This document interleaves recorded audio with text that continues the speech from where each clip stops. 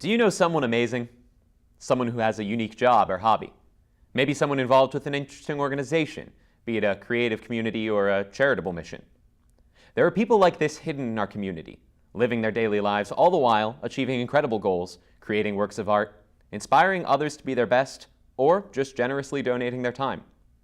This show is about putting a spotlight on these members of our community.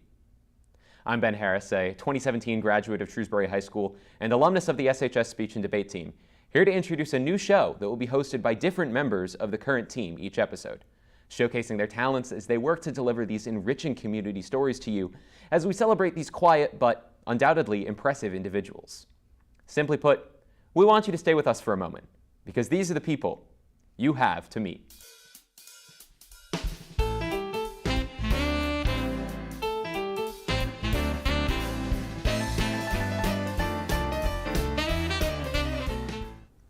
Hi, I'm Ben Harris, here with You Have to Meet. I'm here today with Suzanne Remington and Maureen Fujimori, both CASA volunteers with the CASA Project Worcester. Would you both like to give a quick introduction for yourselves? Or? So I'm Suzanne Remington. I've lived in Shrewsbury for 18 years, and I've been involved in a lot of volunteer stuff in town, particularly in the school system, and then I started volunteering for CASA about 3 years ago. I could virtually say the same thing. So you're both Shrewsbury residents? Except I've lived in Shrewsbury for 23 years. Okay. And we were both teachers before we did other things, background. Yeah, I understand you have some involvement with SPS, the overrides, and things like that. Yeah, things in town, like advocating for the schools. Okay. Yeah. That is awesome. So would one of you want to give a quick overview of what you do with CASA, what CASA is, what your roles kind of are there? You go first. Okay. So CASA is a volunteer-based organization that serves children in Worcester County that are in the foster care system or in the juvenile court system in some way. And so we're assigned to an individual child as their advocate. Our sole interest is to write up reports for the judge so they can help make a decision about what's in the best interest of the child for where they might end up living when they're in these transitional situations, if they've been removed from their home for some reason by the Department of Children and Families, or if they've had a what's called a child requiring assistance thing filed on them in the court for some kind of behavior problems or school truancy or whatever reason that thing's filed. You can also have a CRA case. So that's the primary work of CASA. There's staff people that are paid, but primarily it's a volunteer-based organization. Yeah, so CASA stands for Court Appointed Special Advocate. So I always tell the kids that I work with, they can remember it because it means house in Spanish. So that's, a little tidbit there. So the judge appoints us typically when he or she feels that there's a lot of murkiness in the case and they need some clarity because they don't get to meet the kids, and everybody in the case except for us sort of has some skin in the game. They have a vested interest. They're for the parents, they're for the child in a different way than we are. The kids have lawyers.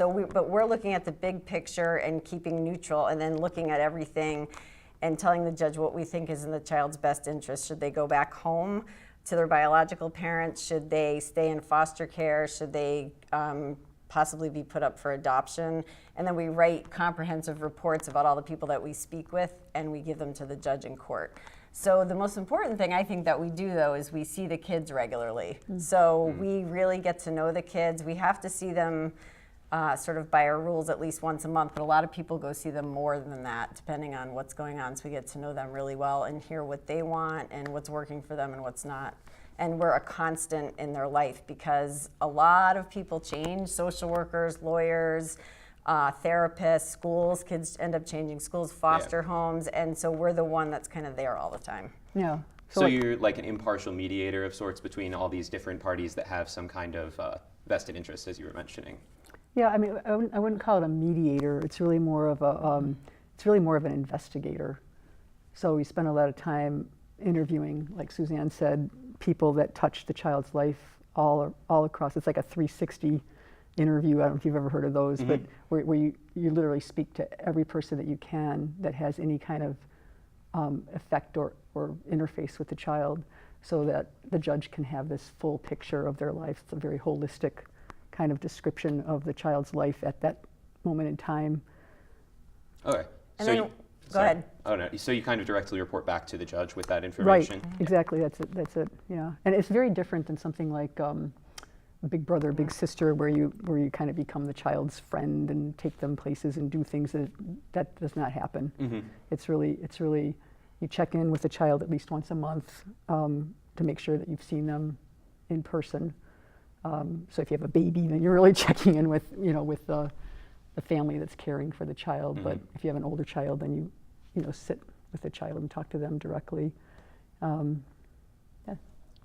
And you bring up an interesting point there about the age of the kids. I understand, first of all, there are a lot of these kids, like over 1,500, and most are younger than 12, and half are younger than 6. Mm-hmm. So yeah, just in Worcester County, there are over 1,500 kids, or there were last year. We have the stats for really under care and protection cases in Worcester County. So yeah, and they tend to be on the younger side. I mean, the majority of them. Yeah, so I've had 3 cases, and I've had one that was 18 months, one that was a newborn, and now I've got a 16-year-old. So Wow. it really does run the gamut. How does that Yeah. age range play into it? Like your work, depending on the younger versus the older kids?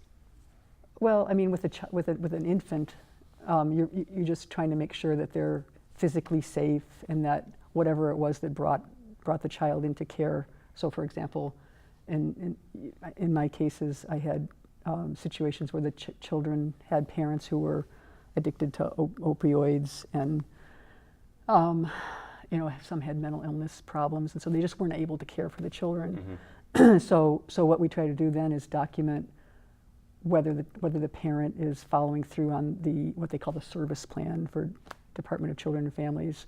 So you do things like check in with therapists. Are they attending their appointments? And just verify that those things are happening, so that when the time comes to say whether this child should go back to the parents or not, there's some evidence, some fact-based evidence about what the state of the family is at that point in time.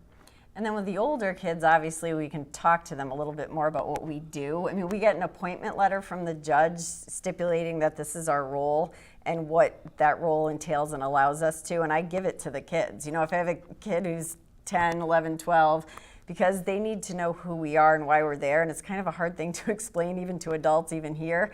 So, and we can really get into some nitty-gritty with them if they're willing. Some kids are and some kids aren't. Yeah. I mean, we're not therapists, but just to ask them how this is going, how that's going, watch their behavior. And we'll also go sometimes and observe supervised visits. So when children are removed from parents, the parents have a right to have supervised visits with their children, and they tend to take place at the Department of Children and Families office. Mm-hmm. But we do that so we can see how the parents interact with the children. So there's a lot.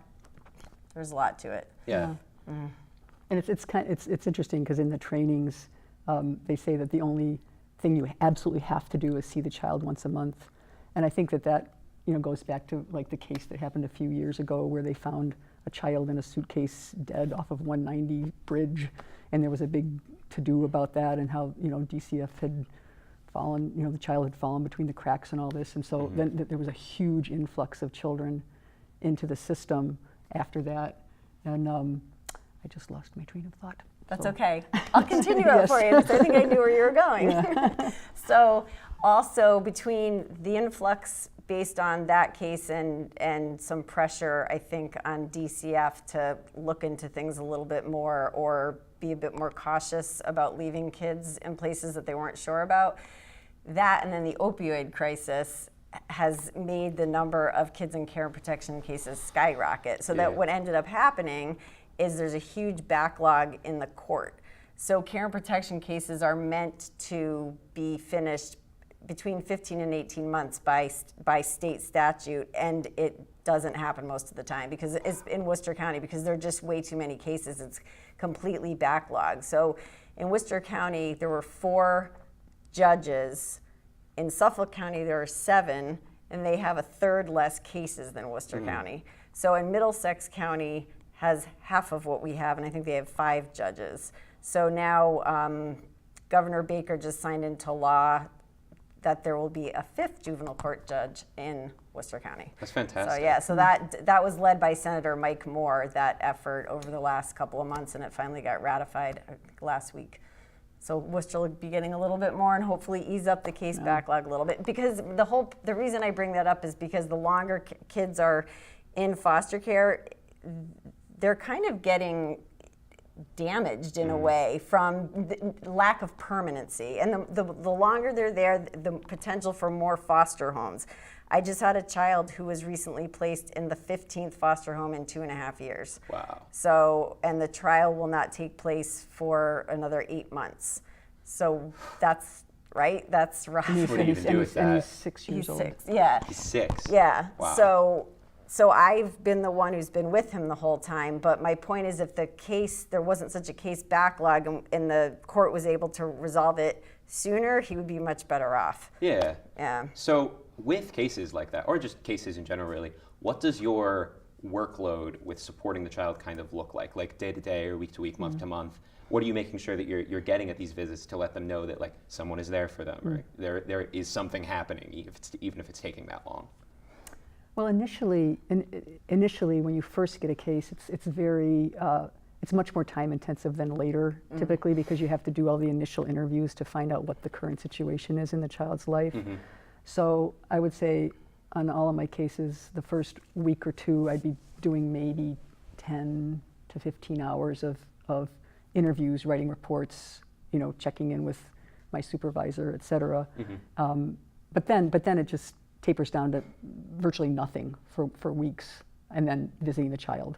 And then, then sometimes something will happen and it spikes up again for a little while. Yeah. Because what happens is when you have a court hearing date, then we generate a report that our supervisor reviews, and then we give that to the judge. So before there's a court hearing, there's typically a little bit more time put in to create those reports. But then again, it just kind of goes back down. So it's very much of a up and down commitment of time. And most advocates take on one case at a time, but Maureen and I are gluttons for punishment. So I've had times when I've had 3. Right now I have 2. Maureen has 2. There are other people that do that also, partially because there aren't enough CASAs, there aren't enough of us, and partially it's because we like it, and so it depends on how many cases you have, but most people take one at a time. That's all that's expected anyway of an advocate. And they do ask for the commitment of completing a case. Yeah. If you make a commitment to be a CASA volunteer, the request is that you stay with the case until it's completed, because you are that one person that will be the constant in the child's life while they're in the system. Wow. Yeah. So kind of jumping to the other side, we talked about the children a lot. What are your relationships like with these other figures in their life, the biological parents, the foster parents? Like, how do you come to them? Are they usually receptive of your presence? How does that go? I think in my experience, I can only speak about the receptive angle of it from my own experience, but usually, yeah, because the CASA organization has earned respect in sort of the community. So most professionals are aware of what we do. Sometimes they're not, but most social workers and attorneys, therapists, things like that, they kind of know who we are. And it's essential to communicate with the biological parents because, like Maureen said, you want to know what they're up to, how are things going. And most of them actually will talk to us. Sometimes our attorneys don't want us to or want to be there, but they're not our main focus. You know what I mean? So relationship would be a strong word. It's more like a rapport, and then because we form a relationship with the children because we get to know them better, but it's a professional kind of rapport with, I would say, pretty much everybody else, as if it's our job, really. Right. I don't know if you'd agree with that or not. I would agree with that. Yeah. For sure. Yeah. Yep. Anything to add on there? No. No? Okay. So you've mentioned that there's a shortage of CASA volunteers, so I want to take a quick section of the interview now to get into how people would get into being a CASA volunteer if they so wanted. So could you kind of walk me through, from start to finish, what is the process from like application or request to getting to your first case? So there is an application, an online application, and then people get a phone call. It's a pretty simple application.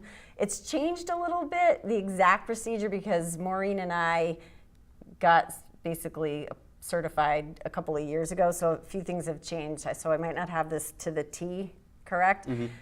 Then people go in for an interview with CASA employees, basically, to talk about what the job is, and you need to be a good communicator, you need to be able to write, people need to be able to have transportation simply so that they can get places that they need to go. We go to meetings, court, to visit the kids, that kind of thing.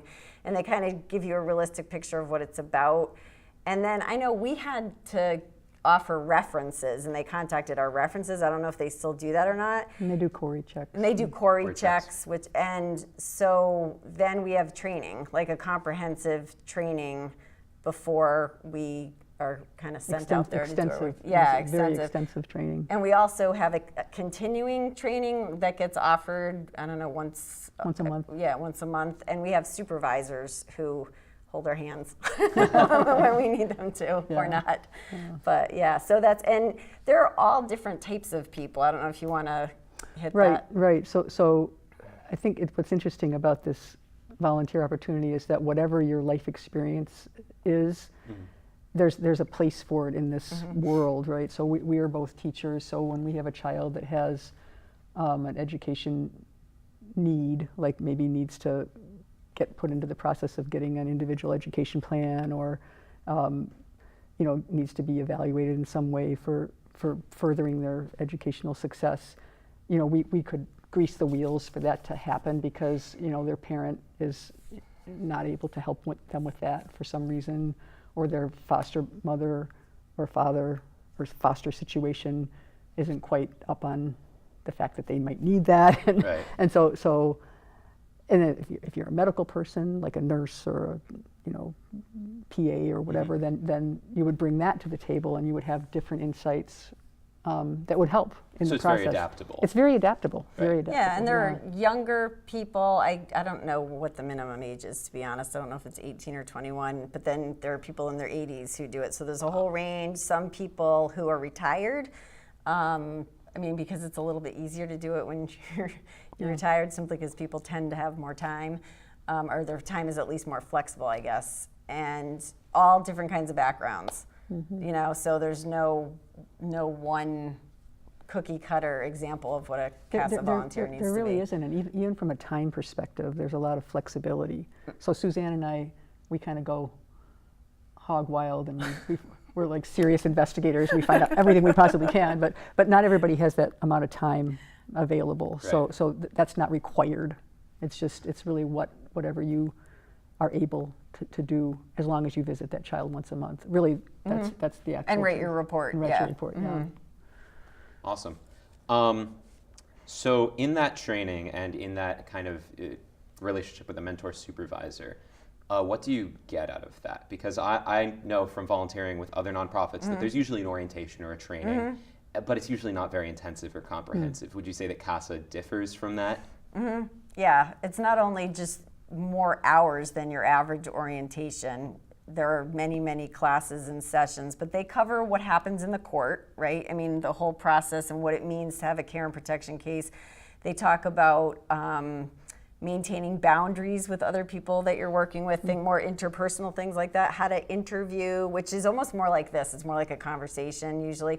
Child development, legal stuff. So they cover as many different aspects as they can, but like I think we all know that hearing about a job and then doing it, a lot more things come up. And then that's really a lot of where the supervisor comes in, because no two cases are the same. And the supervisors are there for us to ask questions and bounce off and give us feedback to really tailor it to that case. So we can take all the training and they see so many cases. They have a broader view of what needs to happen in an individual case, because they've been around the block. They're doing it as a job. Yes. Yeah. They're employees of CASA, even though it's mostly the people sort of on the ground floor, I guess, are volunteers. Right. Yeah. And we actually go to court sometimes for the hearings too. I mean, Suzanne and I try to go to everything that's related to our cases, but not everybody does that, right? It's really a choice on that level of involvement. Right. Yeah. Okay. So you've mentioned it being kind of rigorous. Does everyone make it all the way through this training? I don't know. I don't know either. That's a good question. Yeah, We'll have to ask that. I think in our training, because we were in the same training, Yeah. I'm pretty sure everybody went through the whole thing. I mean, there are people that start doing it and decide, wow, this is not for me. I mean, just like, even though they're asked to be, that's a reality. Not everybody does it and keeps going. Some people start and do it for a few months and say, oh my gosh, I know I was supposed to stay for the whole case, but this isn't my thing or whatever. I don't think that's super common. Most people do stay for one and they might say, okay, I'm all done, I did that, you know? So I don't know if it's that they don't make it through the training. I think it's more that once they start doing it, they might decide that it's not for them. Yeah. Was there anything that really surprised you about this process, or that like you weren't expecting coming in? I guess I was surprised by the freedom I really had to do a thorough investigation. Like nobody was telling me that I had to, you know, do step A, step B, step C. It was, I got this letter that said I could go get any records that had anything to do with this child, and that people by court order had to give me that information, which is a pretty solemn charge, right? When you think about it, that's a lot of information about a person, right? And so I was surprised by the fact that I had that freedom. Yeah. One thing that surprised me, I just didn't really know about it. When I started, I used to have this notion that, oh, foster kids have been saved, so they must be better off and happy, you know, because they got taken out of this tough situation, and that is not usually the case. I mean, they might be safer, but that doesn't mean they're happier, because being removed from a home that a child has known for however long they've been alive, with people that they love, no matter what was happening there, is traumatic. It's a trauma that in and of itself will affect them negatively. So I have a much more realistic view of what that looks like, and a lot more compassion for everybody involved. I know that sounds a little hokey, but really for the parents, for the, you know, and obviously especially for the kids, to have to go through that whole experience is not. It's just unfortunate. Well, beyond. the other thing that really struck me was you read a lot about, you know, the Department of Children and Families and how stressed it is, and that is a fact. You know, people have way too many cases, and people, it just I bow at their feet. The work that these people do is beyond comprehension. It really is. It's just I don't know how they keep doing it, to be honest. When they have so many cases, and to try to serve these families and these children, it's just, it's overwhelming. It really is. What they're asked to do is just beyond. Yeah, I've met some pretty incredible human beings throughout the whole process, which is always a plus, right? Yeah, and do you think CASA is able to fill the gaps that those people's intense workloads kind of leave? Like, do you think you're able to help them? Oh, I definitely feel like I definitely feel like there's a real partnership between the social workers and us, and the child's attorney. And the child's attorney, because the child gets his or her own court-appointed attorney, and so we work really closely with them to make sure that information flow is good, and that people have the information they need to make the best interest decision for the child. And sometimes I'll, for instance, be at the child's home and learn something that would be very important for them to know. And instead of them finding out 3 weeks when they get there, I call them or send them an email and tell them. So even though those seem like little things, they can actually be really big things. Yeah. Because the court order is really, it actually says that you're not allowed to talk about the case with anybody other than the social worker and the attorney for the child because of privacy concerns. So they, you know, the court encourages that kind of symbiotic relationship. That's we share awesome. information. All right, just jumping back to tie up a few loose ends from earlier in the interview, we were talking about the need for CASA volunteers increasing, the opioid epidemic playing into that. Is there anything that you want to add on to that point from earlier? Because I know we kind of moved past it. Well, I know, so I have my little stat sheet here, but in last year, So CASA Worcester County had 325 volunteers who served 788 children in Worcester County, but there were 900 that were not served. So by CASA anyway. So obviously that's a huge need and a huge plug for people to check out volunteering. That's over So, half, yeah. yeah. So I just wanted to give that information out. Yeah.